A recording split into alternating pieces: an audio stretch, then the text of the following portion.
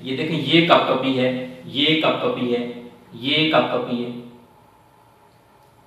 इसका इलाज क्या है, इसकी वजूहात क्या है? असाबी कमजोरी, फालिज, लकवा, जोड़ों के अमराज, इम्यूनिटी पावर का कम होना, उम्र रसीदा लोग इसमें ज़्यादा मुब्तला होते हैं, दिमागी ज़्यादा काम करना, उस वजह से भी कपकपी होती है, राशा होता है।